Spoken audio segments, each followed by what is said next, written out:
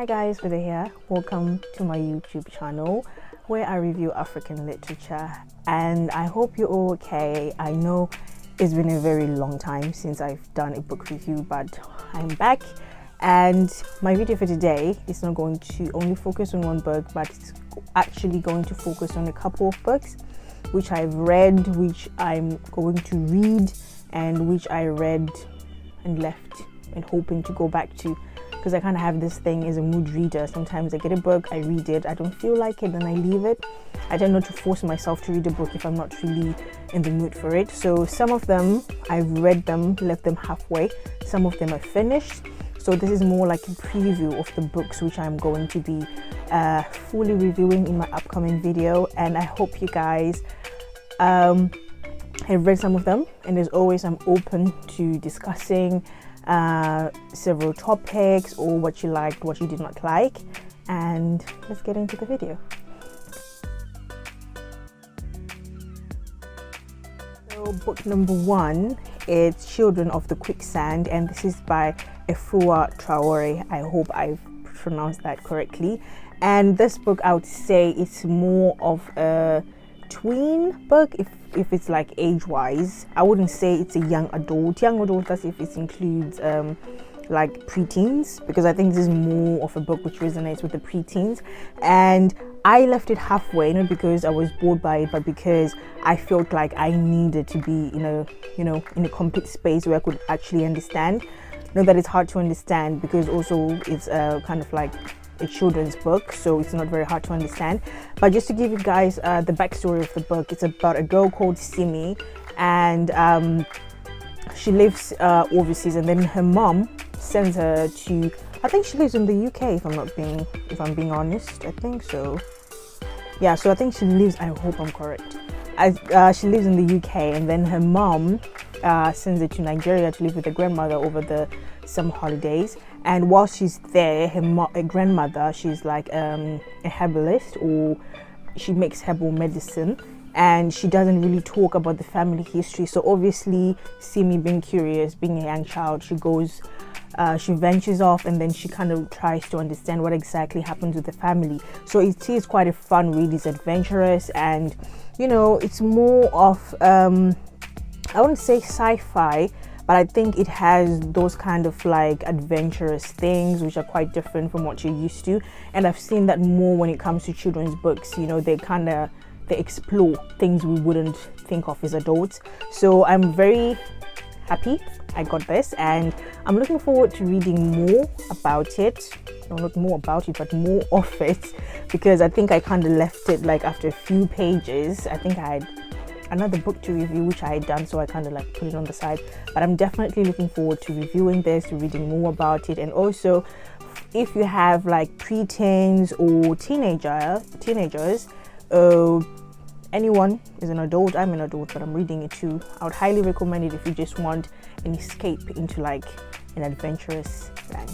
So book number two would be Under the Udala Tree, and this is by Chinelo Okparanta. Again, I hope I pronounced that correctly. And I finished this. I loved this book, to be honest with you. If I did not have to go to work, I would have sat the whole day and just read through it. I really enjoyed it. And it's a book which questions religion, and it questions so many things, and I really enjoyed it. If you're someone who's not afraid of questions, I think this book is fantastic. So this book is about Ijeoma, and she's kind of like I wouldn't say she's not confused. She knows that she likes women, so she's a lesbian, and it's a book which starts in around, the story begins in around 1986. That's when the Nigerian war, the civil war, was happening. So we kind of see how she started questioning, and also what the things that had happened in her life.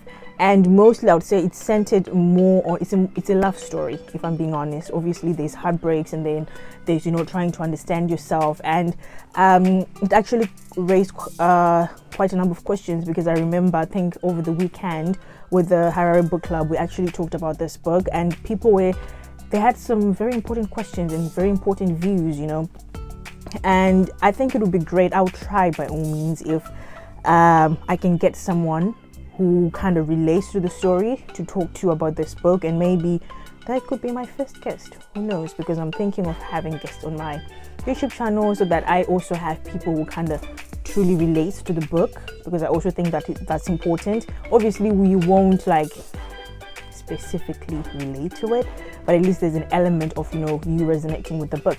So I think this one was one of my favorite this year. Yes, I have not read a lot of books this year, but this one was definitely one of my favorites. And one thing that also stood up for me was that there's so many cases of women in African households who married outside of their preference just because of society and those kind of things. So it was quite an eye-opening book, because as a heterosexual person, I wouldn't say I haven't, like, I don't think I've actually thought about this deeply, but knowing that, you know, there are people who are writing these kind of stories, it kind of opens your eyes, and also how you communicate with them, especially when it came to how when she was a child, she was questioning her religion, she was questioning this and that. For me also, it kind of had me my own life, you know, other areas where religion, you kind of have to question that, okay, is this something that God really said, or is this something that people are imposing on people to kind of understand?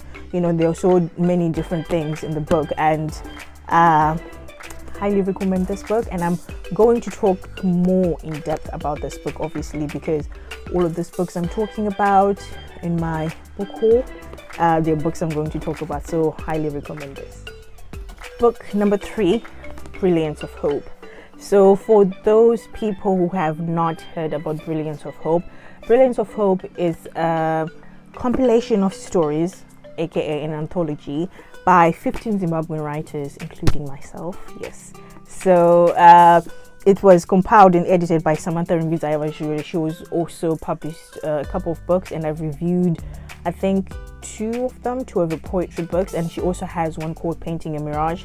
And besides the fact that I feature in this book, I'm super excited because I got the opportunity to finally publish my work, as I said before, but also to meet and to know other emerging Zimbabwean writers. And it's quite an interesting book. I've been reading this and I've been loving the stories, and it's nice to see, you know, different perspectives of people, like, because these stories, they're centered more on people in the diaspora. So in Zimbabweans in the diaspora, there's some here in the UK, in America, in Dubai, in Australia, South Africa. So they are all over. So obviously, as much as our stories are different, they kind of have this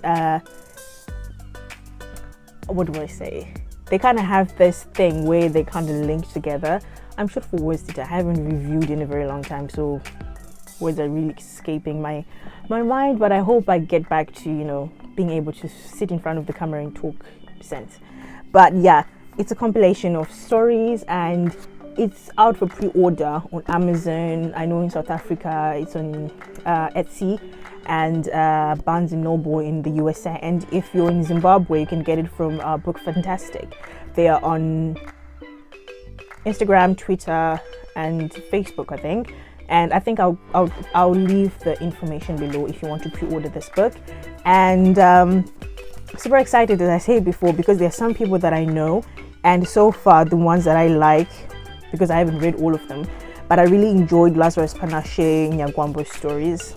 I could not help laughing, and there was from a very refreshing point of view. And not all of them are traumatic, like not all of them are to do with, you know, not having papers, having to do certain things for, you know, to remain in the diaspora, or they're not all about suffering in the diaspora. Some of them actually have good stories. Mine, they are more fiction, but for others, they are kind of like bios, semi-fiction, but they all come in different views. Yes, they all come in different views. So I hope you guys are going to take time to pre-order the book and read. And also, of course, I'm going to be doing IG lives with the other 14, I hope it's going to be all of them, the other 14 contributors, and talk about the work, the thought process, and also if they have any upcoming work coming out. I'll be starting again the Instagram story soon, so yeah. Book number four, I think it's book number 4. I hope it is. It's Transcendent Kingdom by Yagasi. I love Yagasi. I think I've said this so many times. She is by far my favorite writer. But for some reason, I kind of failed to get into this. So I read it and then I left. I left it for a while. I was like, okay. I don't know, maybe because I was looking for something like more homegoing, which was very wrong. Because obviously writers are allowed to, to write different things from the last work, like different stuff. Obviously I would know because I'm trying to do the same thing, but it has a different take to it because the story, it's about Gifty. So Gifty, she's a neurologist, yes, and she's kind of very interested in how the brain works, though she says that the main reason she got into this was not because of trying to help a family, even though she has a brother who died from addiction, and then her mother, she has like a mental health issue. That was not the reason why she got into it. She just wanted something to challenge her brain, and then as time went on, she kind of explored into that. So it's a very different take from Homegoing, but it also has that essence of going back to kind of find your roots, kind of find what she liked, because she talks about a different kind of trauma. That's what I want to talk about. Yes, this book has a different kind of trauma, because when it comes to African literature, it's more of, not all of it of course, but people always say, oh, there's poverty porn, there's always this thing about not having enough, about going through trials, but this kind of trauma is more like a mental health trauma. So it was a different kind of trauma when it comes to African literature. It was quite good because I'd never really fully had a book where I can actually read more about that. So I'm super excited to go back and try and resume again. I just hope I get into the mood for it, because that's the other thing. As a mood reader, I have over 20 books which I've read, left on the side because I was like, I'm not really feeling it. So definitely going to read this, going to review it, hopefully this year. Hopefully all of these books I am going to be able to fully review them this year. But yeah, and I got this as a gift too, so yay. Book number 5 is Ghana Must Go, and that is by Taye Selassie. I know she's written a couple of books, and I think I have another one, but I'm forgetting the name. What's it called? Yeah, I'll look for it, but it's somewhere in my mini library there. But I read this, I think I was 4 chapters in, and because my mind was somewhere else, I was like, okay, I think I'll come back when I'm all together. But this book, it talks about it focuses on a father, so his name is Quicksands, and from what I've read so far, it starts with him dying.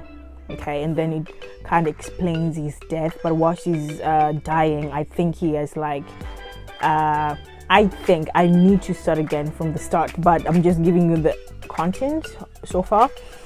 He has a Nigerian Ghanaian family, so I think he had his first family, then he left his wife, and then he went to another family where he was staying when he died. So it kind of now the families, they now have to emerge because they're in different parts of the world. They're in New York, London, West Africa, New England. So his children, they're now all over the world, and I think they had to meet when he died, obviously.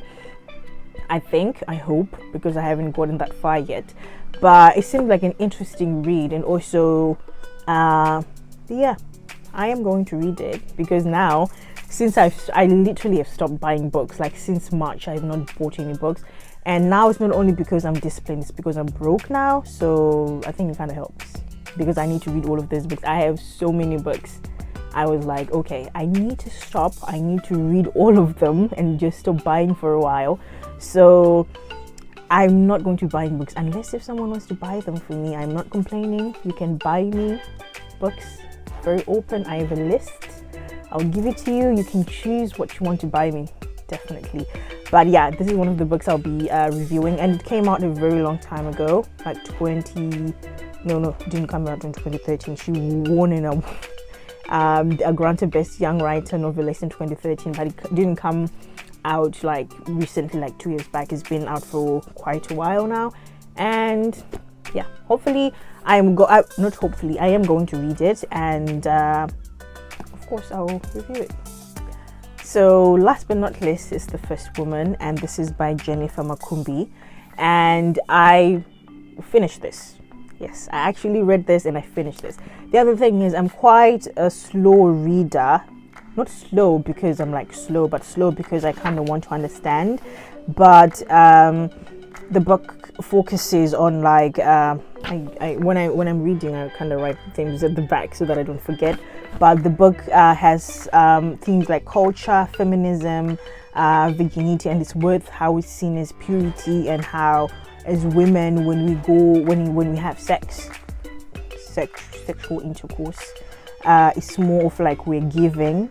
It's not like we are also enjoying, but it's more like we're giving to the man. So it kind of breaks that down to say that women also need to enjoy it for themselves, and because they feel like they have to give to a man. It's not like something is being taken away from you. It's a long process. I will try and like properly explain it the best I understood it. There is also young love and deception, and then there's friendship. I think friendship was one of the major things that came in, and then there is also tribalism, history repeating itself, and there's filial bond, because the main thing that Kira, who's the character here, wanted was to find a mother, but she realized the mother didn't want her. And I think that was like an aha moment, because I think we're so used to like fathers not wanting the kids, but this time it was about the mother. She did not want her at all. She did not. And it was quite hard, because you would think, oh, mothers, they'll be thinking of their child and, wanting to hug them, be with them and all of that. But this one, she literally said, I don't know you. So it was quite, it was different. It was a different take, because I think even in reality, even when it comes to books, not only African literature, we're just used to fathers leaving, not that I'm condoning it, but it was different seeing it like from a woman leaving the child, and then for the father to kind of like take over. And yeah, I think that's all I have to say about this. So yeah, that's my first book haul. I don't know how I did, because it's been a while since I've been in front of the camera, and I know I was blabbing a lot, but I promise to be better now that I'm back. And I hope you guys have a fantastic week, a fantastic day, and see you soon. Bye.